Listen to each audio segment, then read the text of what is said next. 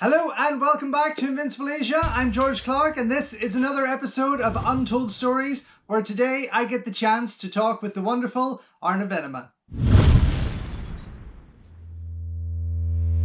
Here's the very weird thing. We're in the middle of selling our house, right?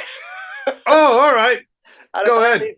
the latest viewers have just arrived half an hour early. So Okay. I'm going to shift spots. So Go ahead. Yeah, we can talk about we continue to talk about Ebola syndrome. Oh, absolutely. I have the most interesting interview on your channel now. Yeah. So yes, Arne, finally nice to meet you, as I say. An absolute pleasure. If there's one man that I am really jealous of at the moment on this planet, it is yourself. Oh, wow. Yeah. Thank you very much. Absolutely. I mean, yeah, the commentary thing is it's really taken off for you, hasn't it? It's been fantastic. Yeah, we've done like over 100 of them now. Well, definitely a while ago. We don't know how many we've done.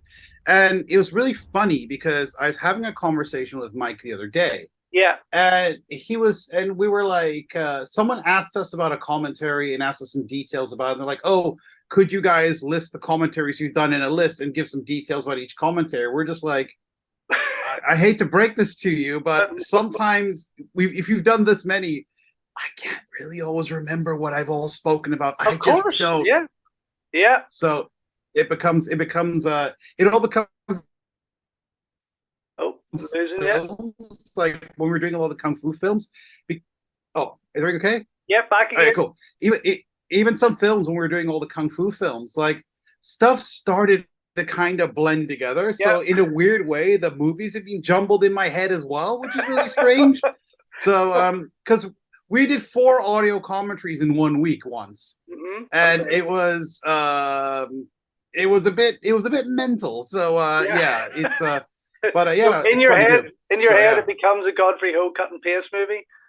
It kind of does, yeah. Especially since a lot of the actors blend over with one another. And I saw these movies when I was growing up, and it's this weird thing where they just kind of some of them started blending together. But yeah, we've done a lot of them, and we're starting to do American films more and Japanese films and stuff. Yeah, I've seen that's that. really exciting. Very good. So of course that now it's spread over many different labels. That's the thing. It's the two of you have shifted on, so to speak, from Idiot Films into Eureka and others now that I'm seeing you do posting on your Instagram of certain, as you say, American titles in Japanese. So yes, it's pretty cool to see, and it does spread that. And I have heard you talk about often how your family have moved around Asia quite a bit when you were growing up. And have you always then had a love for Asian movies as such? Okay, so this gets good. That's actually a very good question. So I grew up in about 9 different countries, and every summer we would go back to Bangkok. My brother is also born in Japan. My brother Keigo, shout out to that. I just got back from Japan like a week ago as well. I'll be going a lot more to both Japan and Thailand, both for just personal reasons and to shoot and whatever. So as we were traveling around so much when I was younger, we go back to Thailand every summer. So my dad, for example, was more the Western influence. So my mom was born and raised in Thailand. My dad would show me things like, this is James Bond, this is Sean Connery, he'd shoot people with spear guns and goes, I hope he gets the points and stuff like that. And my mom was like, yeah, that's cool. Check these out, and they'd be like, Jackie Chan and on the insane Thai movies as well. And Nangpi in Thailand, which are ghost films, which I'm really into the ghost and horror cinema stuff, which I think I sometimes think like there's a lot of people are really into action and stuff, but I really love Asian horror cinema, and there isn't very much of that, on my opinion, that's been shown yet. I think a lot of the labels, especially Era 4444, who we're now starting to work with as well, they're really starting to get that and dig into that. And obviously Eureka have done some stuff. Yeah. But have I always been Asian films? Yeah, my dad was giving me Western films, and mom was giving me Asian films. Good. And you blend the two. So So always from childhood you've really been watching these, really, then, since. Oh, absolutely. Yeah. Good. Absolutely. It was a big influence. And like when I was living in South Africa, like especially in like the late 80s, a lot of Jackie Chan stuff started coming through. A lot of more obscure Hong Kong stuff started getting through. And then the early 90s as well. I mean, we just did all the a while ago we did with Eureka, we did things like Yes Madam and everything else, and Yeah. I'm seeing those when they're first coming out. I don't know under which title those. Having this conversation with Mike Leeder, because I don't think they were called that in South Africa. But in South Africa, in all honesty, they could have been called anything. And the same thing in Thailand. You know, it is a series of many titles, right? I mean, it has had so many, even English titles. It's had so many. Yeah, chronologically confused as well, which makes it a lot more fun. You know, Absolutely, it's like which one they supposedly came first. I don't fucking know. It's almost it's like Star Wars, kind of, really. You know what I'm saying? Like with Star Wars, if you show a new generation, go, here's all these episodes. Oh, watch them in order. Don't you fucking dare do that. Total confusion right there. So from your childhood, and you were talking about obscure movies there coming out in South Africa when you lived there. Is there any that spring to mind, title-wise, that would be more obscure? Oh, like, you know, there's it's really fun because even before we get into stuff in South Africa, we've got to go back to Japan. Because growing up, I was born in 1981, so I moved to Japan when I was 2. Mm-hmm. Before I went to South Africa, even before we get in the movies, we got to get into like you know, all the tonkatsu, like the people who dressed up as Japanese superhero, and And I was big when I was a kid into 2 things. I was huge into Diaclone, which later became Transformers. Oh yes. And then so I was there in 1982, and I later on like, you know, that became that. But I was very big into a show called Change-A-Man. And Change-A-Man was later taken to the West along with a couple other shows, and that became Power Rangers. Okay. So that was actually the first real influence there. Wow. Okay. And I saw a whole bunch of Japanese films, and like those kind of films, which have like an imprint in my brain, but I don't know what all of them are called. So because I was just too young, and they were kind of aimed at audience. But again, I think the reason I'm into genre cinema is because the Japanese tolerance for what they showed younger people in terms of like action and violence and everything was way higher in the 80s than what they did in like the West.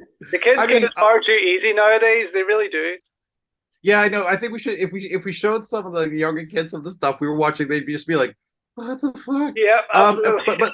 But later on, when I went to South Africa, obviously we got the Jackie Chan stuff, and I like to say I'm a big fan of the Jackie Chan stuff, but I'm always a proponent of seeing stuff that is more obscure. Mm-hmm. And there's a film that I love that I would love to see come out called Kung Fu Zombie. I don't know if you've ever seen that movie. Yes, exactly, yes. What a great I love that. I don't know. Look, and that's one of the films, like every now and again we have people come up to us and go, I do this thing sometimes which people don't know about, where because Mike and I know some of the people that do the actual film scanning, go, what do you have in the archives? And sometimes you pick their brains. And I've asked about Kung Fu Zombie, and they're like, bit of an obscure one, but we'll let you know if there's anything. So I'm always after that. I wish someone would put out Beast Cops as well, because I saw that but that was after South Africa. I saw that like later on, because that's a 1998 film. Later, But no, that was one. There's a lot of stuff, man. Like it's kind of hard to put my finger on, but I love that like the more obscure stuff, like Kung Fu Zombie, Kung Fu Beyond the Grave. I saw that as well. But like all that kind of stuff had a big impression on me, and I think my parents let me watch it because it's so fucking silly. Yeah. Like, you know what I'm saying? Like that's the thing. Like, I was brought up on that too. I kind of feared myself into that, and I think what attracted me as a kid was the illustrated Jackie Chan covers on the VHSs. You know, the beautifully drawn ones. And when I was 5 or 6, I didn't know that these were movies. I thought they were cartoons, and I would like ask my parents to hire me them out, and it got me hooked. Yeah. It absolutely got me hooked. Yeah, no, and going back to what I'm seeing in Japan, you know, we see that kind of stuff as well. The way, I mean, those kind of movies like Change-A-Man and stuff like that. Yeah. That very much was like if you look at those things, they're borderline between a cartoon and a live action thing anyway. Sure. I mean, it's anime emotion or manga emotion, as you want to say, which I think was a term they later used in England as well. Yes, that's right. It was actually, and so I literally just remember that. But it's kind of stuff like that, and I don't. It's weird because a lot of the stuff that I was seeing, the titles weren't correct, and they're kind of blending into a big blender in my head. And I gotta admit, we've had situations where, like, say, Blu-ray labels are, okay, you review this film. I go, I've never heard of that. And when I watch it, I go, well, I have seen this. But it was under such a bizarre title, because you gotta remember, in Africa, when they put stuff out, IFD stuff, totally saw that. Yeah. Like in Africa, when they put stuff out, the titles and the covers were nowhere near what you see. You know what I'm saying? Imagine. I mean, even in the video stores. So it's kind of a weird question, but of course the IFD stuff. And it was super bizarre when years later I went to film school in Hong Kong, and then I go, oh, what are the lectures going to be? And in walks this guy. I'm like, you know him? Fucking, and he goes, oh, let me show you some of the movies I made. Here's like, you know, Ninja Terminator and stuff. I go, this is fucking Godfrey Ho. That's incredible, though. I mean, yeah. To me, the guy is a legend. Absolutely. Yeah. I can't say what we did, but we just shot something with Godfrey last week. Brilliant. So, but I can't say for which label. It's a newer label we haven't worked with before. There's about 4 labels that we're new labels we're working for that no one really knows about yet. But I'm anxious for them. Eventually they'll come out, but I can't say who they are. Okay. For one of them we shot something with Godfrey, and the interview he gave with us, he's animated, because I know Godfrey quite well because he became my teacher, but somehow we became friends. He came to my wedding. My dad knows him. I think I've told the story before. They've done drinks together and everything else, and they're the same age as well. So Godfrey would be like, they're like, he asked my dad, well, what? My dad worked at pharmaceuticals. What were you doing in 1988? My dad was like, oh, I think we're working on a drug to, like, you know, help with X, Y, and Z. And he's like, what are you doing? He's like, oh, shooting ninjas in the park over there. And it's like, okay. And they met at my wedding again. And my dad's like, oh yeah, I remember you. And they start talking. And when I saw Godfrey again, he's like, oh, how's your dad? I go, oh, he's great. He goes, oh, good. I have a proxy communication device with him now. What an incredible relationship to have with someone like that, though. Because when you've grown up watching his movies, and yes, as you say, they never made any sense when you were younger, but now I'm spending a fortune getting German media books of IFD films because they mean so much to me now. You know, there's so much importance, I think, in his filmography, and it's a guy that has, for the most part, had a bad rap because of the cut and paste stuff.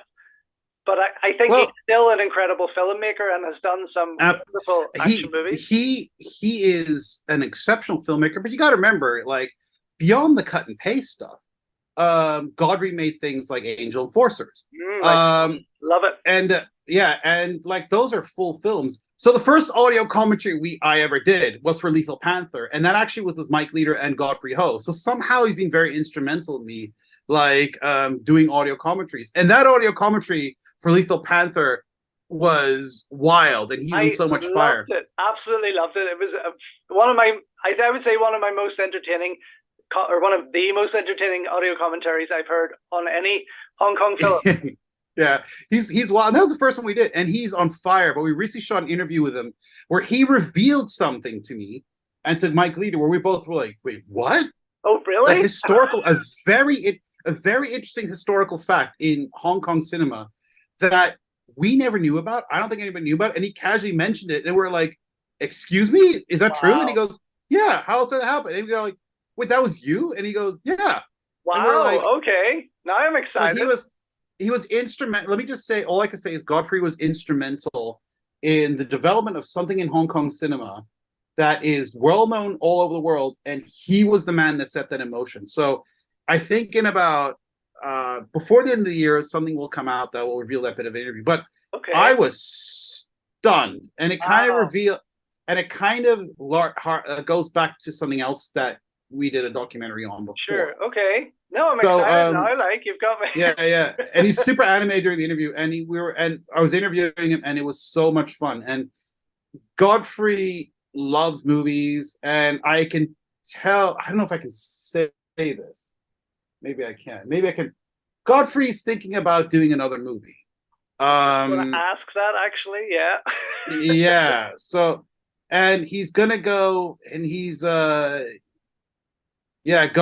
some stuff will come out pretty soon. But yeah, there's gonna be we're gonna be announcing a little something, I think, at some point. So that's a little exclusive for you. So that is fantastic. I mean, I do adore the guy. I think he is phenomenal, and it is a name who's, I would say, quite a majority of my extensive collection. His name is there quite a lot, you know. Yeah. Fantastic. Yeah, amazing. So in terms of, okay, so you've done your audio commentaries, and of course you make film yourself. You shoot a lot of stuff now. The extra features I'm watching from you, have been so entertaining. Your locations, Thank you. revisits, and other. Yeah. Is it nice? Is it a nice feeling to go to these places that you recognize or don't recognize? Such. All right, so I'm going to answer that in a very good way, in a two-part way. Yeah. One, it is awesome. It's okay. There's three parts to which are two doing location video. One, obviously, you watch the movie and you get to play detective, right? Yeah, and of course. there's something of a eureka because you ask people around, and there's always this mist because these films are made in the 80s and 90s. So you've got this like mist and fog, and somebody say, "It was shot there" or "shot there." Now, for something like Yes, Madam, a lot of those locations are kind of easy to find. Yeah. But there's some other films that we've done, especially one we've done for a certain company that'll come out very soon, and I think that location videos are best. Okay. Because it was researched by myself and a fellow CFK member, because CFK is basically the production company I have. Yes, that's right. Yeah. One of our members is Mike Chan, and he particular, I got to give him credit on that one. For the specific film that we did, which is a Category 3 film that's going to get released by one of the labels we work with, to find those locations was literally like, okay, send us the print. We are going to look at every single brick and mortar in the background of the frame to figure out where the stuff is. Yeah. And we found some stuff in that film that no one from the so we had 3 different people from the production going, oh, it's there, it's there, it's there, it's there, it's there. We're like, well, you can't all be right, because and then there's something we discovered about the film's locations and everything else that was really complicated. So my basic story is the detective aspect of it is fun. Because it's almost like solving a murder mystery. It's a game to us. Of course. That part's fun. Then going out to shoot it can be a fucking nightmare sometimes. Seriously, the She Shoots Straight one that we did coming out, it was 38 degrees outside, and we're shooting that video. Jesus. And we shot over a period of 2 days because cameras are overheating, because we shoot on we've good gear, we've got great Canon cinema cameras and everything else. Sure. But even Canon cinema, and we've got things like the Atoma's Ninja, and the Atoma's Ninjas are fantastic because we have to record on ProRes 422 for a Blu-ray release. And you know about this stuff. I know stuff too. And basically, an Atoma's Ninja at 38 degrees with 98% humidity shits itself. I'm sure. So that was a bit of a nightmare, and it was so hot. So basically, a bit of secret on all these location videos. When you see me wearing the clothes, I have 2 pairs of the t-shirts, for example. There's 2 t-shirts. There's 3 t-shirts. There's 1 t-shirt I wear in between takes, and there's 2 t-shirts I switch out because eventually one gets so sweated through at times that you have to wear another one, and that's the kind of thing you learn. So Ebola syndrome. That particular edition on the She Shoots Straight, Eureka had sent me a screener disc, and I was able to check that out, and it was fantastic to see. And there's quite a number of changes in particular for that one. I remember, especially where the final fight was between. Did you? Yeah. So when that comes out, that was so. Can you imagine what it was like finding that location? So we. Right. So for that one, we tracked it by the mountains in the background. But so there's a where the final fight, there's a rock quarry, and we have to track on the mountains in the back. This doesn't match up. Turns out the mountains in the background have changed too. So we have to fucking compare and contrast. Eventually, we're like, okay, judging by where it is and from the information we get from people, again, it's not like someone goes, oh yeah, it's right over there. Yeah, no, multiple different sources. Yeah. No, there's no GPS. So there's multiple people giving you information where it is, mostly 3 different contracting stories. But eventually we kind of found it, and that was crazy. But that out of and when we got there, there's always the criteria I go by to go, is this worth showing? Because sometimes there's some locations that you go, okay, this is so different. Yeah. There's no point. It's unrecognizable.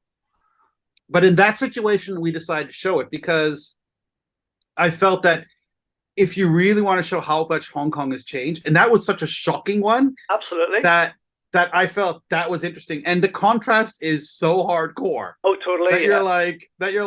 I was shocked. I was shocked as much as you were in the video. I was shocked. Yeah. How different that looked, and how you find it is just incredible. Yeah. Now it's always the trick. The trick usually is. Other than asking the crew, is you compare and contrast backgrounds. That's a huge trick to it. Mm-hmm. And the bird, I'm particularly happy with the bird market shot we got in that. Yeah. Because that that bird market shot was so hot. Yeah. I am burning there. And then I think if you've seen it, there's a little bit of Hong Kong technology that I have to give a shout out to our man Matt Blaze, because you see a little bit of Hong Kong technology in one of the areas go by, a little robot. Yeah. And that shot is an effect shot. The robot is all there, that's all real. Yeah. But a woman ran by me through the shot and was staring at me on the left side. And our effects guy, in-house effects guy, Matt Blaze, digitally removed her frame by frame. Wow.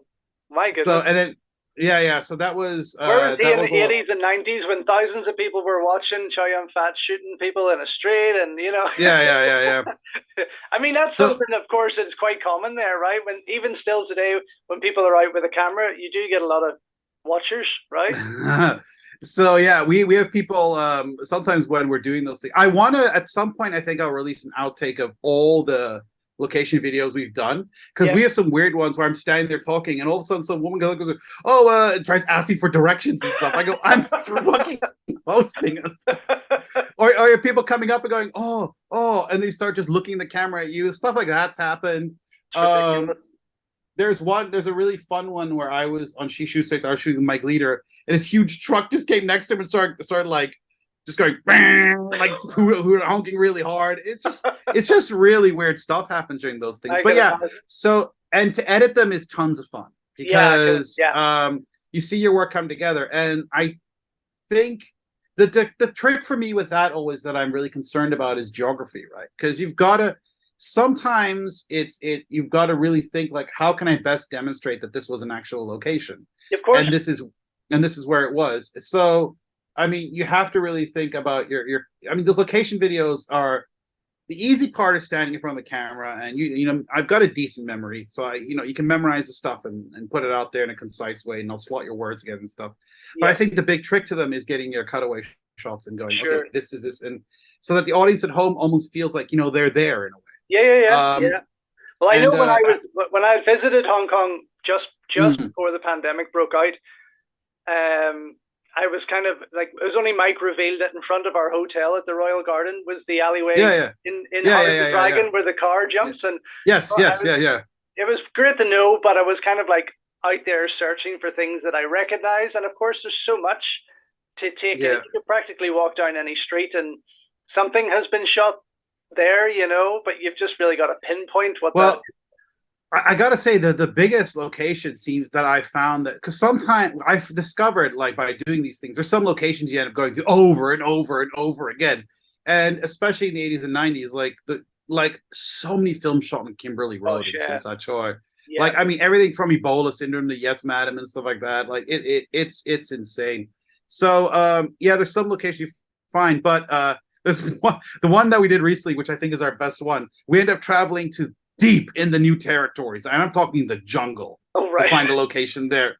And at one point, I'll tell you what happened there. At one point, we're sitting there, and we're like, okay, I think this location, oh my God, we found it, that's great. And as I said that, some creature, a lizard came by, and a bigger lizard ate that lizard, and and then a bird came and ate that lizard as well. And I was like, we're in the fucking jungle now, man. And it wasn't like a pigeon-sized bird, it was a big bird. And I go, but no snake. We're finishing this. No, well, that's the thing. So in the documentary, or in the location video, at one point, like, one of our crew goes, because everybody knows I have a phobia for snakes. I have a genuine phobia for snakes. And one of our crew goes, "Hey, Arne, we should as a maybe go there." He goes, "No, I don't think we should go in there." Later on, he goes, "Yeah, there's a fucking massive snake in there." Like, it's the jungle. Like, I'm like, "Oh, great, guys," because they know. They go, "Okay, do not tell Arne that's in there, because if he finds out, he's getting the first cab out of here, man." Absolutely. So, I'm not a fan of them myself. And when myself and my husband were up walking around Victoria Peak, I kind of reminded them that they could be there. He started walking quite a bit faster. But your husband's a wise man. Exactly. Mind you, we walked into quite a large wild boar, and both of us then started running as fast as we possibly could. But that was a good experience. I have a fun story about a wild boar, not really connected to Blu-rays, but obviously I have a music background. So we did before the pandemic, we did these, there's an area called Psycho. Mike Leeder actually lives around Psycho. Yes. And he's confessed there's snakes and stuff like that. And at one point they were doing these acid house house parties, like, you know, in England and in Ireland. I'm sure you had acid house back in the 80s, and that. Yep, and then I make acid house, so we bring all the equipment out, the drum machines, samplers, and we're on our way to this, like, I wouldn't say legal party, but hidden party in the hills of Saikung, which is kind of a jungle area as well. And they've cleared this area out, and you have to get there. And they had a car taking us there, so we got all this equipment in the car, and also the car slams on the brakes in the middle, and I go, "What is it?" It goes, "There are two like giant like wild boars in front of the car," and they're staring at the car, and but they were like, "Are we going to take on this car?" Like, I was like, we're in the jungle now. Yeah, I couldn't get over the size of it. They're not small, and if you get attacked by something like that, and every now and again one gets into the city in Hong Kong, you know. Like they've walked into the MTR and the metro here. They've walked. I was on a minibus once, and one tried to get on, and I was like, "This thing only has one exit." Like, so it's never a dull day in Hong Kong, basically. Hong Kong is interesting because look, this is one of the most technologically advanced cities in the world. I mean, we've got a fantastic infrastructure. Our internet is lightning fast.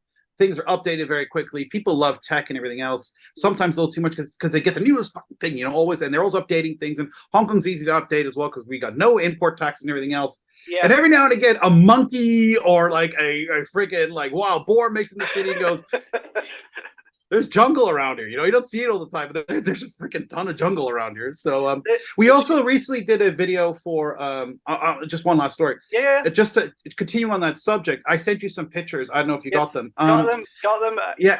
Go ahead. And we did a video about Jimmy Wang Yu and for Beach of the War Gods, and we were supposed to shoot in a different location, but that didn't work out. So I was like, "What can we do?" I go, "Hey, how about why don't we just sit on the beach, dude? Beach of the War Gods makes sense." So, and one of the reasons we did that was to show Hong Kong isn't all glass and concrete. You know, we've got beautiful beaches. Yeah. We saw some incredible scenery for the short time we were there, but it's just absolutely stunning. Beach of the War Gods, I mean, probably in my top 5 Jimmy Wang Yu movies. Incredible film. I really adore it. I've got about 3 different versions of it so far. And then, of course, Eureka releases it. That'll be another. Well, I could tell you that, I don't know if you got a screener for that yet, but I could tell you the Eureka print looks so good. Good. I was, hands off to Jacob and all the people there. Like, it looks phenomenal. I was like, wow, this looks like a really great print. But seeing a movie that old as clean and restored as that blows me away, because it makes you feel that you're watching it again for the first time.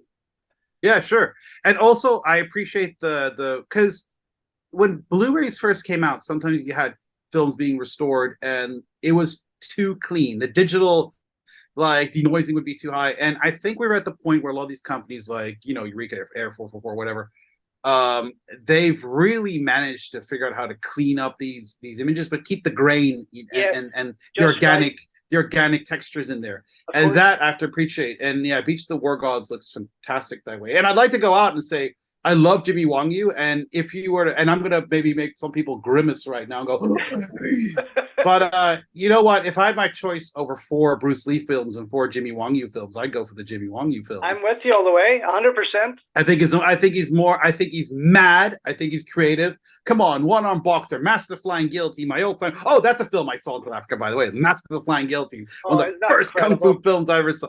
And I go, this is the most awesome thing ever. Like, it's just so mad. Yeah. And then I saw the Jimmy Wang Yu stuff when I was younger, maybe before I saw the Bruce Lee stuff as well, to be honest. Yeah, so, I would say that Jimmy Wang Yu movies were definitely an earlier, basically not an introduction to Hong Kong cinema. Jackie Chan movies were for sure, but there was definitely a lot of Jimmy Wang Yu movies that were about much easier than a lot of other stuff to pick up, you know? Yeah, there was a lot of it in South Africa. And I love how creative and mental some of his films are. They're like they're kind of closer to like what those Japanese like TV shows and movies were like. Yeah, and it was based in Taiwan, so yeah, I feel there's quite a lot of Japanese influence on his earlier stuff as well. I feel that there's Beach of the War Gods, right? Akira Kurosawa. It's an incredible movie. I cannot wait to see this restored version. I think it's going to knock the socks off. Beautiful. That and the print for Fatal Termination also like the Air Force. Oh, I got my pre-order in ages ago. I cannot wait. Yeah, and that's really good. There actually has been, and I'll probably continue this when we get into the next video here, but I think there's been a severe lack of Girls with Guns movies or femme fatale movies from UK labels as such so far. Yeah.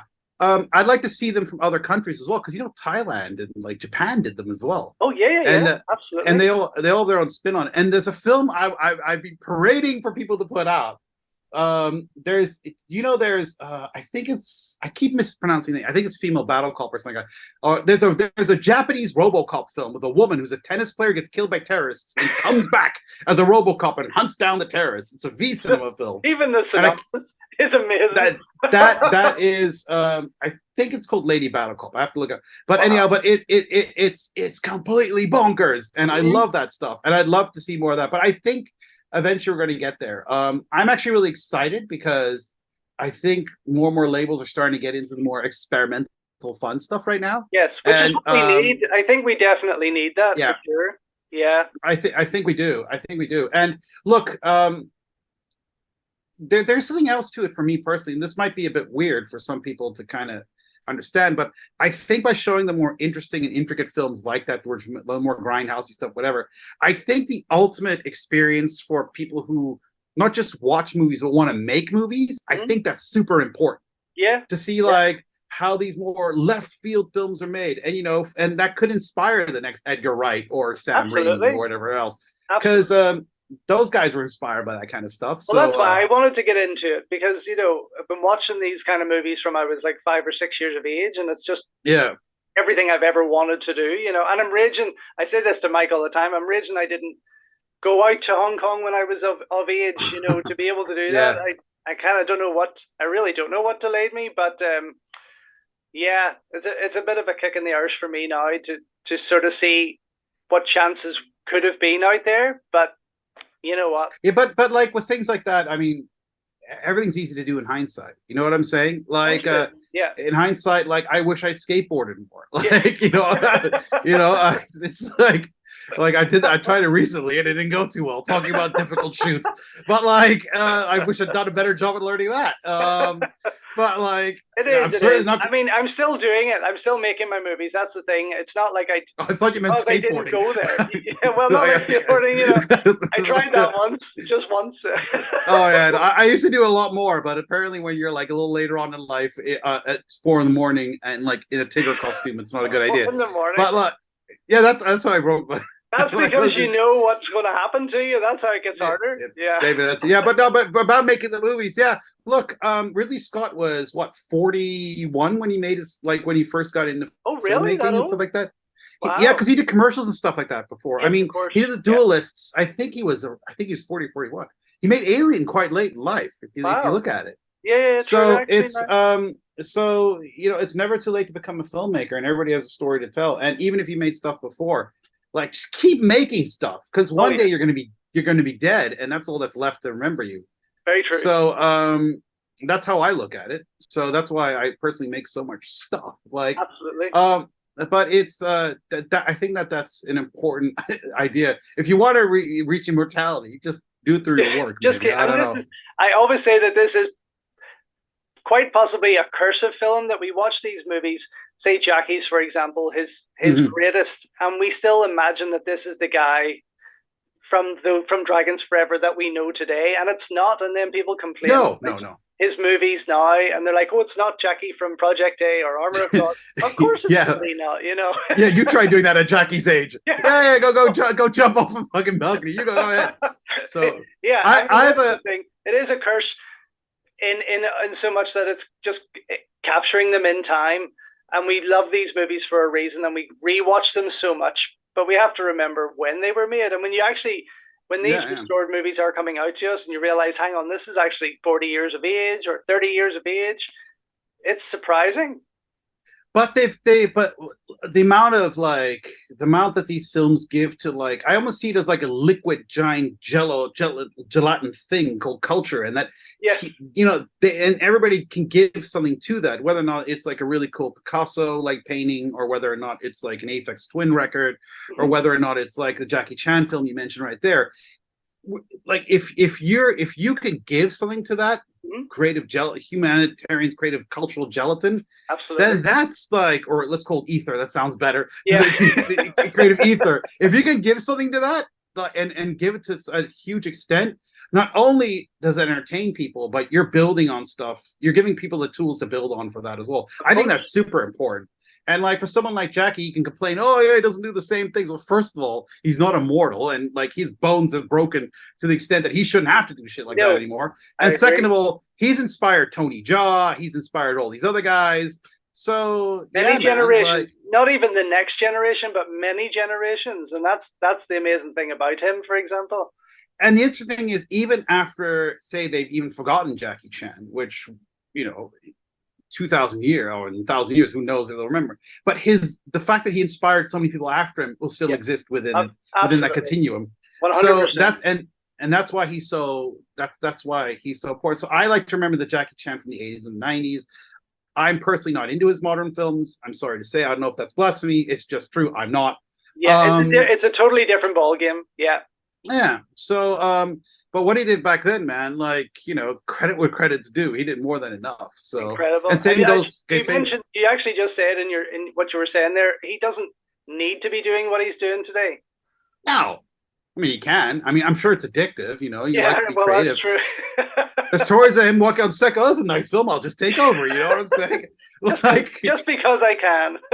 Yeah. Well, so, one thing I wanted to ask you, and I've asked a number of people this, is what do you think the state of Hong Kong or Chinese cinema is today in comparison to all these movies we're pretty much drooling over from, the 80s and 90s? Not good.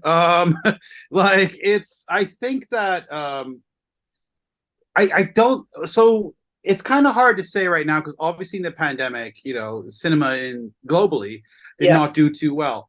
I think it can be answered. I like to answer my questions in two parts, so I hope you don't mind. Yeah. So firstly, right now it is obviously not as fruitful as it was before. This is just a fact. The sheer numbers of producing 400 films a year versus the very few we got in the last few years is one thing. But I have seen two things that are encouraging. Well, first of all, maybe three. First of all, there are murmurings of more films being shot this year than have been shot in the last few years. So, or at least next year, I should say. In 2024, we're going to see more films. We're going to see more interest in producing Hong Kong style productions. I hope that we'll start seeing, subsidiaries or tax incentives or whatever you want to say, put in place so that Hong Kong films can be made, more easily. That'd be a really good thing. Of course. I think my personal theory is that Hong Kong had a missing creative generation. So people who are, say, in their late 30s, early 40s right now weren't as creative in Hong Kong. Sure. But there are filmmakers in there. There's perfectly valid filmmakers. There just wasn't a lot of them. Yeah. And maybe that's partially to blame on the generation 80s and 90s not fostering enough talent to come through. Sure. Yeah. But there is a current group of people in their 20s, maybe in their late teens and stuff like that right now. And you're seeing, especially in the fashion and the music world, they're producing some really great stuff. Like creatively, there's a bit of a burst happening. Yeah. So all film is all the arts combined, right? So photography, music, design, fashion, everything else. And I think for an industry to really be reborn, which is what Hong Kong needs, it needs a platform, which I guess would be the digital services like Netflix or whatever else. Sure. So those companies have to come into play. And I think we're going to start seeing more streaming networks. So hopefully they'll come into pass for a more international audience as well. And I think now that we're seeing that with the younger generations, them all kind of doing those things, eventually creatives will rise, which will combine all that together. You're going to need producer types and director types. You're going to need those two things. Yeah. Exactly. And some help from the previous generations. So when you ask me what is the state of Hong Kong cinema right now, it's not good. I'm not going to lie. Is there hope for the future?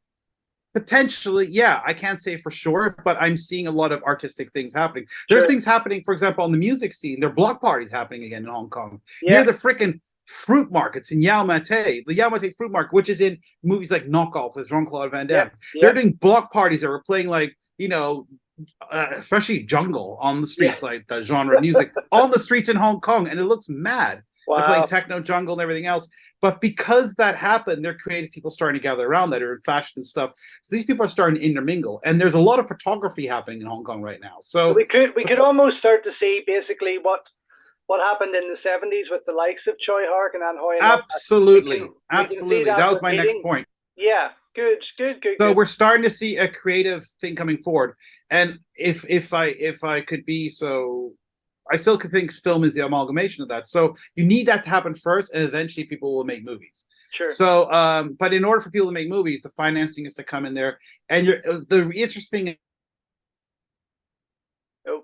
about people, because Jackie Chan does not have this, for example, but Choi Hark is unique, where he could bring in money, he could speak to the money people, and he was a creative himself. He kind of was a interesting, like, you know, or Leonard Ho was like that as well. I mean, like it's for example, stuff like that. So I think when those people come into the mix and go, let's take a chance, let's make some good stuff, and of course, let's make our money back and not be ridiculously stupid with our budgets and stuff, and keep them low and not ask for billions of dollars to make a movie. That's when things will get interesting. But I'm hearing beeps of those kind of people starting up now as well. Good. So, and that's all response, and you can say why that's happening. There's certain cultural responses that are responsible for that. But yeah, so from the streets of Hong Kong, from someone who hangs out with a lot of artists and musicians, photographers, and everything else, something is boiling and something is brewing, and it looks pretty good. I would hate the thing. I would hate to see it just fizzle out and be forgotten about, you know, and then it's focuses on mainland Chinese cinema, which is quite a different take altogether on filmmaking. Hong Kong still has that. Hong Kong is the reason I fell in love with Asian cinema, and it needs to find a way back. I know we're not going to get what we had back, but it needs to find its footing. But you know what? It's okay that we don't get what we had back, because that's done, and a new generation has to speak for himself. Absolutely. Look, if Hong Kongers in the 80s were doing the stuff they were doing in 1945, it wouldn't be as interesting. So, you know, I also find, like, in the 70s and 80s, even into the 90s, a lot of producers and directors, Johnny To, Ringo Lam, Choi Hark, for example, they all, and John Woo, they all had protégés under them. They all had these people, and John Woo himself, for example, was a protégé of Chang Cheh and so on. So was Godfrey Ho. Godfrey Ho, exactly, and Shaw Brothers. So we see this, we see the climb there. It seems almost like today there's a lack of that kind of. Well, that's what I said earlier. I think that a certain generation dropped the ball, and then and very few filmmakers, unlike Godfrey Ho, wanted to go and teach skills and teach next generations. Yeah. So, like, if more people had done what, say, Godfrey done, and be like, let's do this, let's teach them, whether it'll be in a class or on sets or everything else, I think we'd be better. So, I think you're right. Yeah, there is aspects of that, and and Hong Kong cinema was a very unique thing. I mean, something I'd like to point out, especially with the Mr. Vampire films, and they're a very good, interesting point to look at this. Hong Kong cinema was an amalgamation of, you know, there's Asian aspects to it as well, the British aspects to it as well.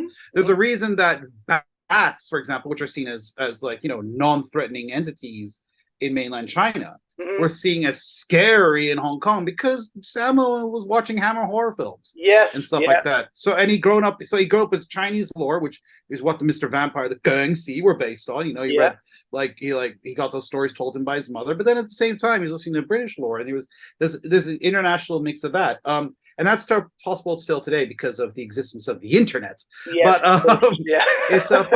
But something else that I don't think people, I've never really spoken about before, which is this, is as of recent, people in Hong Kong have noticed what Mike and myself are doing in terms of, like, these old films are coming back and stuff like that. And then, like, younger people, and the people who are younger are like, oh, it's really fucking cool that you're doing that. Oh yeah, because they are starting to discover these films as well. And then I think they're more drawn to, like, less to Johnny To and stuff like that, which is awesome, because Johnny To is my favorite Hong Kong filmmaker, I'd say, along with Herman Yao. But I love Herman stuff. In fact, I just watched Taxi Hunter today for the first time ever. It's a movie I've never been able to get my hands on, and of course it is released it there, and I watched it for the first time. Didn't shock me as much as I had, I guess, hoped or thought. Well, it's not a Category 3 film. It's not really, no. Yeah. But it was still very entertaining. Very entertaining. it's a great film, especially the end. The finale is shot masterfully. That whole end bit and everything else, and of course, it's got elements of like the mirror scene and everything else. And but like it's a great film, but that is a very real exploitation film. And the fact that at the time the taxi drivers, sorry, in Hong Kong were being so obnoxious. It's kind of coming back now and again, but the taxi drivers being so obnoxious, people had enough of it. So a film like Taxi Hunter, the audiences were like, bring it back. Bring it back. I'm sure the taxi drivers were pleased, eh? I know I have some taxi driver stories here, man. Like I'm sure, yeah.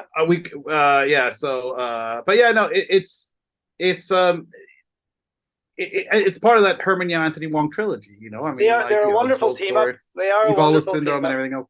Robert De Niro, Martin Scorsese of Hong Kong in a weird way, just grindhouse and dirtier. Absolutely, it was great to see finally after all these years. I mean, it's been decades, obviously, since it's been out, but I have to say, Ebola Syndrome still sits as my favorite Cat 3 movie. Well, so here's the fun thing, on my opinion. So I think Untold Stories genuinely build a shock. I think Taxi Hunter is created to like explore like the rages of Hong Kong. I think Ebola Syndrome is actually just a black comedy, and it's just them going, how far can we get with this? Because how much fun would that have made? I mean, like, imagine making friends for the first time just to see their reaction. There's actually a really fun story about that. Anthony Wong at one point found out because Anthony Wong's father unfortunately abandoned the family when he was young, and there's a whole story in Hong Kong, like that he found brothers that father had with another woman, and he met them, and they're these white Australian guys, because he's obviously his father is from, I think, from England, and moved to Australia, had these other kids, and those kids found out, holy hell, like our unknown half brother is this really famous celebrity. Anthony Wong flew down. There's a great shot of him meeting them. He's like, oh, here's some of my movies, and on the top of the movies that he gave them to introduce himself is freaking Ebola Syndrome. Imagine going, oh, I want to see what my guy is. My freaking half brother's mental. But like, it's so good. I remember seeing that, and no one else noticed it. But I looked at the photo, and go, what movie this kid? And go, you gave him Ebola Syndrome? That's the movie. You didn't go with Verbal Affairs? Maybe he didn't want to see him again, No buffer, just straight into it. Here, this is it. That's what I love about Anthony, and I love watching him in interviews, because he's a man of very few words, but when he has something to say, he doesn't hold back. Doesn't. So I was supposed to have met him like 2 or 3 times, and every time somehow I've met Sam Lee, I met all those guys. Anthony Wong is the one guy everybody's like, oh, you should meet Anthony Wong. You guys get on because he loves music and everything else. And they go, yeah, you guys will get on. And I've never met him. And it's bizarre. Like, I'm supposed to meet him 3 times, and every time something happened, and I was like, oh, okay.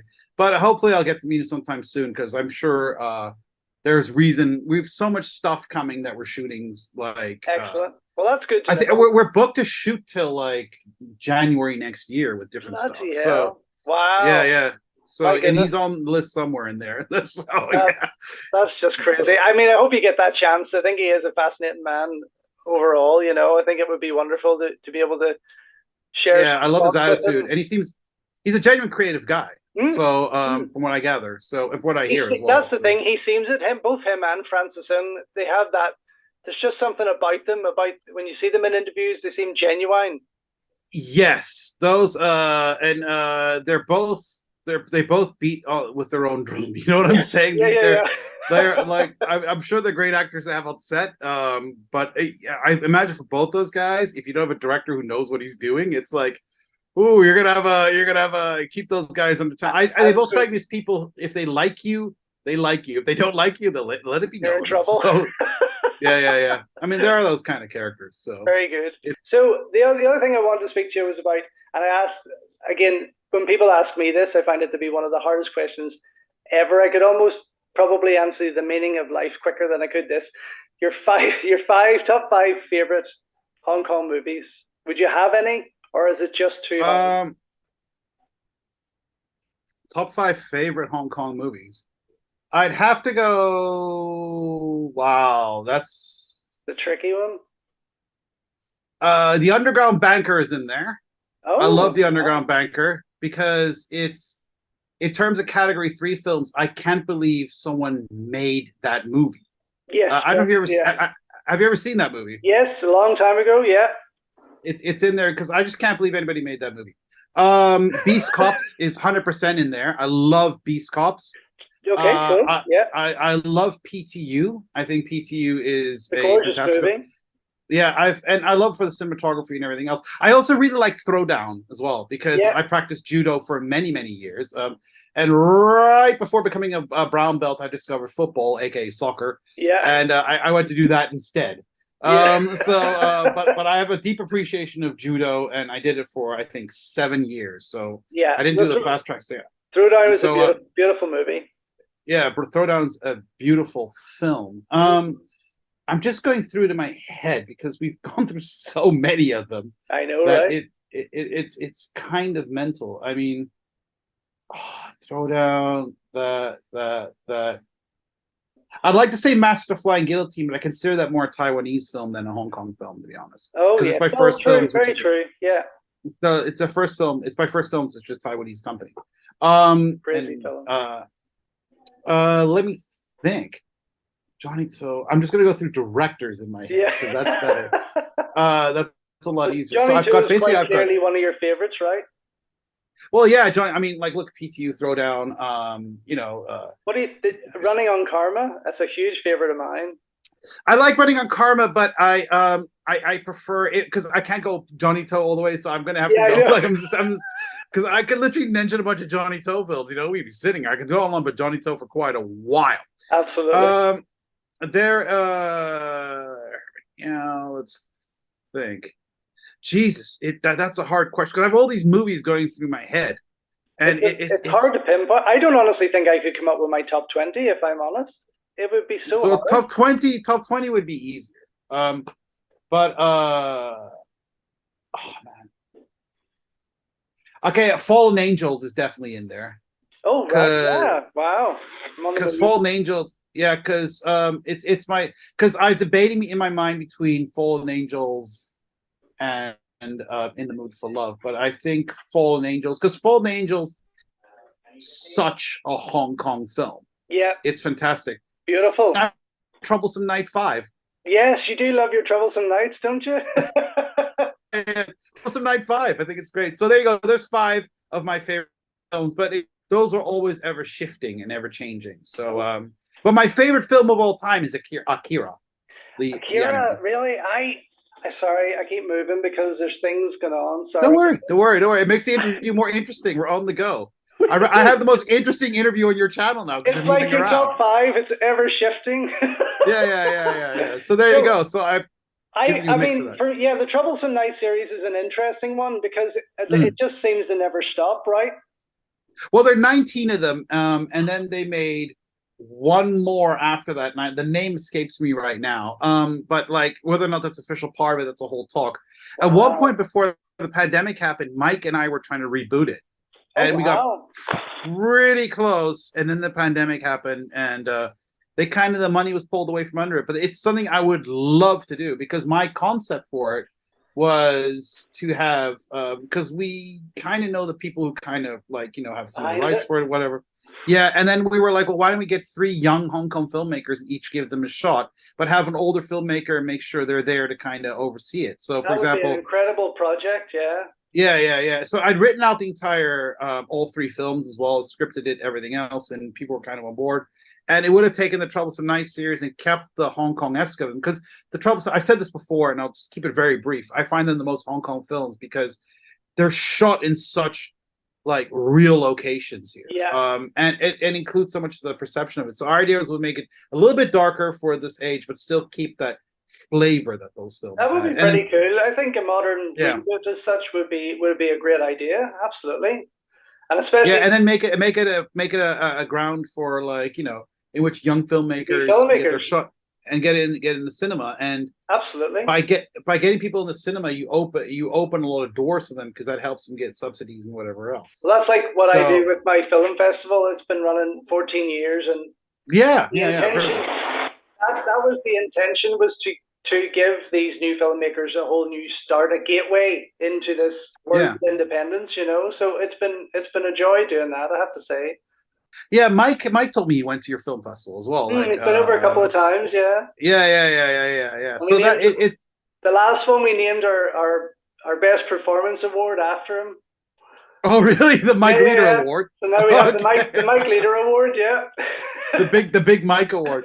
Well, we once got pulled. I don't know if you ever heard the story. We got pulled into a reality TV show once, a French reality TV show here in Hong Kong. Right. Okay. Have you heard that story? No, what happened was we arrived it. there, and they go, "Who are you guys?" And it was myself, Mike Leeder, and Mike Chan. And they go, "Oh, we need some Hong Kongers on this thing." And obviously, you guys kind of know. We're like, we get asked to do stuff every now and again. And then we got pulled into this thing. We're like, okay, fine, we'll do it, and they'll pay us some money, and we'll show up, and we'll pretend to be part of reality. And the concept was we were there, and then we were supposed to meet this French crew, and they were trying to be actors, and we had to judge their acting and everything else. We get there, go, we've changed the idea. We go, oh, what's this? He goes, Mike Leeder is like this casting agent. You go, yeah. And he goes, and you and Mike Chan have never met him before. You don't know each other. You're just coming in as wild actors. I go, yeah, but you do realize if you type in either of our names, like, and this is what proper the biggest reality TV show in France. You go, you realize you type in Arne Venema or Mike Leeder, the chances are the other guy's name's going to come up there. And Mike Chan over here has both worked with Mike Leeder and was the best man at my wedding. No, you guys don't know each other. No one will realize it. Okay. So first of all, I was like, well, and I was like, we should call Mike Leeder the Big Mike. That's what you should do first of all. They're like, oh, that's really funny. I think eventually they did it too. And then what happened was there's a guy who works in CFK called Joe Farello, who's a bit of a cult figure here. He was on my radio show recently, and he told a story that was so fucking mental. People were like, that's no way that's true. That's how crazy like his stories get. Like, he's an amazing character. And then we decided to mess with this show. And me and Mike Chan started talking to, and Mike Leeder was there, was like, the agent. I go, okay, everybody, we tell these French actors, these wannabe actors, are part of this like reality TV show. They have to study the Fiorello method, invented by Joe Farello. And then we're like, okay, let's do it. So basically, these guys came up there, and they were like, and Mike Leeder's like, yes, your acting is okay. They have to do a scene. I had to do a scene as well, and I hammed it up like crazy, like Battlefield Earth, John Travolta style. I was like, you have to understand that this, like, I just did like and Mike goes, that's good acting. We're just having it up like hell. And then they go, you have to, and then we both turn the guy, you have to study the Fiorello method. The guy's like, Fiorello method. And Mike Leeder goes, the Fiorello method. You have to, and they're like, okay, I'll study the Fiorello method. And we got so far in the recording, at one point someone must have realized that we were bullshitting them, because at the last minute, like right before it says they cut the thing, but we were like, damn it, we wanted to get the Fiorello method in there. But then it starts spreading around Hong Kong, and then we were in a situation with an actor from LA. And then someone brought the Fiorello method, and this actor from LA goes, oh yeah, it's the Fiorello method. I've done it. We're like, what? I go, you did it with Joe Farello. And he goes, yeah, where? In Los Angeles. He goes, yeah, I've been up a few times. We're like, holy hell, the bullshit's managed to get down to LA because it somehow spread around. And we're like, right, the Fiorello method. Fantastic. Yeah, of course. We're looking at each other like, this is insane. So yeah. So it's not all just commentaries. There's other antics that go on between the lot of you. We obviously hang out, and I think in the next few, I cannot say anything, but in the next few months, you might see other stuff that we've been involved in as well, beyond like the Blu-ray stuff. But that's all I can say. Good. So okay. It's yeah. It's nice to build on that. The commentaries are wonderful, and it's great to have that chance to talk about stuff you love. But to be able to go out to the side and do something else and to create.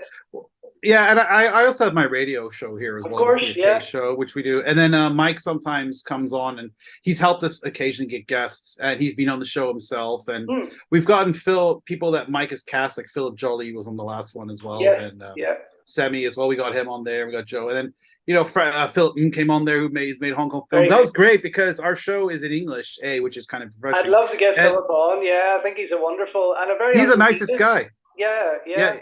And we spoke about him about like Nintendo Switch games and stuff like that, because we're like, hey man, let's just talk about that. He was like, yeah, cool. It was really fun, and we went overtime, but the station just was like, whatever.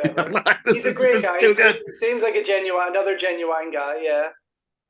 A cool dude, and he hasn't let the entertainment industry. He's just a nice guy. I just think he kind of should have been a bit bigger by now. I think there's something. Well, I think we're going to see some really good stuff from him soon. That's what I can say. Can't say anything. No pressure. No. But he's Philip is put in a performance in a movie that he's done a film now. It's gonna be super good. He promised he'd come back on my radio show to talk about it a bit more as well. But Philip's a good guy, and I think we're gonna see a lot more from him, and it's gonna be really good. So very good. Good. And do you find then that, I don't know as much today, but Mike used to talk about, say, a decade or two ago, the amount of Hong Kong stars that would just walk the streets or be on the subway, or would you find that? Oh yeah, they all in terms of like Hong Kong actors going in public or whatever, is that what you're saying? Yeah. Sure, yeah. Like years ago, I had a really weird incident where I was in an area called Mong Kok, which is a shopping district around. This is pre-pandemic stuff, and I was running around the corner, and then I came around the corner, and I was like with a hot dog or something like that, and it looks like a hot dog stand thing. I turn around the corner thing, I ran by someone. I look at him, I go, Vincent Koch, and he goes, I go, oh. Hi. I was like, okay, cool. I was in a hurry. I was like, oh, nice. Yeah, and I had to keep on going. But yeah, you just had a hot dog stand eating a hot dog. And I one point talking about Joe Frello again and the CFK crew and stuff. We were at Hong Kong Film Mart once, and we were at a bar after this at Hong Kong Film Mart, and we're sitting there and we're just talking about movies and everything else. And all of a sudden, like we're just talking about movies because we love talking about movies because when we hang out, so it's myself, Joe Frello, and Mike Chan, I believe. And all of a sudden, bang! This huge bottle of wine goes between us and goes, no, we have to discuss this because this is the best way to do it. We look up and lo and behold, it is the majestic Christopher Doyle, Wong Kar-wai cinematographer. What? You can drink like a fish. And he sat down there. Sober, yeah. And he sat down there and we proceeded to talk about movies and everything else and art and stuff like that. He just talked to us for the longest time. And wow. We can all hold our drink. He's Australian, right? He's Australian, but he's lived in he went to Taiwan initially, and he's lived in Hong Kong and everything else. But he's been around it for so long. He's really, really integrated. Speaks perfect like Chinese, Mandarin. He speaks. And so he's still based there in Hong Kong, yeah? I think he travels all over the place, but he told us some crazy, wild stories. And at the end of the night, yeah, he was so good, and he doesn't like talk about his own movies. And then at one point, we're talking about Lost in Translation, which apparently wasn't a very big fan of because it kind of copied the style of it. But at one point, like, I just was sitting there, can I ask you a question? He goes, yeah. When you were doing Fallen Angels, because I mentioned I'm a big fan of when you were doing Fallen Angels, there's some beer cans. Oh, those are mine. I was like, really? Yeah. We were there so frustrated shooting another film that basically, like, they just went off and made that film very quickly. And he was like drinking and everything else, the cans in the frame, but just shot super wide angle, everything else. And I asked them what the locations were and what their thinking was behind it. And they just were like, let's just go. Let's just shoot awesome, fun stuff and absorb the night of Hong Kong. Yeah. That's and they had a semblance of the story, but they shot it fairly quickly. And he said he had a ball doing that film, apparently. Excellent. So, he sounds like a very interesting guy. I've heard a few different reports about him as a person, not liking his work. I think it's the way you approach him. Like, he liked soul, but at the end of the night, for some reason, he got up again with Joe Frello. Goes, this man here is a genius. I was like, okay. And after that, I ran around with him, and he started, because we're both big fans of street. If you look at my Instagram, there's a lot of street art, and he was like, let's check out the street. So I ended up me and Chris Doyle walking around looking at different street art and everything else. He's like, and then like we ended up going back to the bar and hang out. And he was a really, really nice guy, but someone who really loves art and culture. And he is someone who definitely like is willing to work with younger generations as well, like on lower budget stuff, because he shoots a lot of short things with people as well. He has a huge budget stuff. He's telling me he got asked to do Harry Potter at some point, and he turned it down because it take up too much time. And he'd rather do more creative stuff. But he was among the top like few people I met that were super interesting to me. Excellent. So and I think it's how you approach them. And I think those natural kind of meetings are, rather than sort of setting something up formal, give you more of the real person when you bump into. Oh yeah. But I mean, the point of the story is that the original reason I told stories, like, it was super clear that he just loved movies. Yeah. Like, because the fact that he was like, this is too good of a conversation, bang, a bottle down here, which he paid for, by the way. And he goes, let's just sit down and talk about movies. And I think sometimes that's what you want to do. When we interviewed Choi Hark for Eureka at one point, the kind of message we got was like, well, it could be 20 minutes. If he likes to, it'll be like, it'll be half an hour. We ended up speaking to him for an hour and a half because we just opened that conversation. Like, so Choi, he goes, yeah, we were talking about. I was like, which comic books do you like? And he went, what? And then like, and He's a he just huge started comic talking book about. fan. That's right. Yeah. Oh yeah, he started talking about comic books and he tells all these really great fun stories, and we have all this stuff on archive, like Yeah. 4K resolution and stuff. I adore him as a director. I think he's just incredible. Yeah. Not everything's perfect, but his imagination and his. Oh, he's wild. Yeah. Oh, wow! It's just something else. Absolutely. Yeah. Yeah. He told me that like when they first got digital cameras, he's working at some films, TV studio, I think it was, and they were shooting stuff with cameras. And when he first got them, he goes, "Guys, these cameras are really expensive. We only have 5 of them. I want you to be super careful with them. Don't you drop them. Don't you break them. Super careful." And I go, "What happened?" He goes, "Oh, by the end of the month, I broke them all by myself." Like he just wrecked them all, doing crazy fun stuff. It was really fun. But I got to admit, there's one point we're setting up the shots because I'm in front of Choi Hark. I'm lining up 2 cameras, and I've done it. I think I've shot over 100 interviews as well. But for a second, I was like, "Oh, you can just move over there," and I'm like, "Tell Choi Hark where to move in front of my camera." This is a weird thing. And at one point, like I was like setting this thing up, and he taking off his sunglasses. And on the chair, I go, "Oh, can we move your sunglasses?" He goes, "Where they?" I go, "I picked up his sunglasses and moved. I put them down." I go, "Holy shit! I just picked up Choi Hark's sunglasses." Like, I hope he's okay with that. Like, he's like, "Oh, okay." The guy is a legend, and it's wonderful that he's still making movies today. One movie I would love to see of his come out on Blu-ray and get restored is Wicked City. God, so I have a story about Wicked City. Oh yeah. Yeah. Because I love that's also that also be my top 5 if I you just remind me of Wicked City. I fucking love Wicked City. I mean, there are 2 cinematographers on that lighting that bastard because as you can imagine, the lighting is like it reflects the manga, but the film is closer related to the book. Yes. And I asked Choi Harko Choi, because the guy who directed it, I think is not Peter. I can't remember who directed it. I go, that guy's not done anything else. I go, hey Choi, can I ask you a question? He goes, yeah, man. He goes, because this point we got more company. Go, did you direct Wicked City? And he goes, because he's a producer on it, but yeah, obviously. And he goes, sometimes as a producer, I get very involved. That was his response. like you directed that movie. You can see his flair. You can see his touch when you watch that movie. Because you know what, I think in a non-malicious way, Choi Hark is delightfully mischievous as well, and that's what makes his films so good. Because to have the guts, even in films like Knockoff or Time and Tide, to have the guts to move your camera, even though they're motion controlled cameras, but to do the things, go through walls, and you need a little bit of a bad boy, like, because the rules state, keep things organized, get your mask. Well, they don't really do master shots, but he's like, yeah, these are the rules. I'm gonna make stuff look really cool. Yeah. He's thankfully put himself in a position where he doesn't do it. But Wicked City, oh, what a great movie that! I love Wicked City. I'm glad you mentioned that one. That you get that on the list and try and get one of these labels to push for that, please. Well, I have tried. So every now and again we send a list, but the Blu-ray is out in Hong Kong, and there is a really decent scan of it. So the colors are not 100%, but with labels like Eureka, whatever, they could color correct that. No problem. They could definitely sort that. But there is a good scan of it in Hong Kong on Blu-ray already, so that exists. So the possibility is certainly there. That would be fantastic. Arne, listen, I am going to have to wrap things up, unfortunately. Sure. I would love to get you back for a second piece because I think no problem, a lot more we could certainly talk about. Well, if you like, you can get on the entire CFK crew because there's like 6 of us. And like it'll be anarchy, but it'll be fun because the stories will get out of that. But I'm sure we could we could still make an interesting episode out of it. Thank you very much for joining me. It's been an absolute pleasure, and finally, great to meet you after all this time. No problem, man. Thanks so much. Thanks for running a channel that keeps it alive. All right, bye-bye. Thank you. Bye-bye. Bye-bye.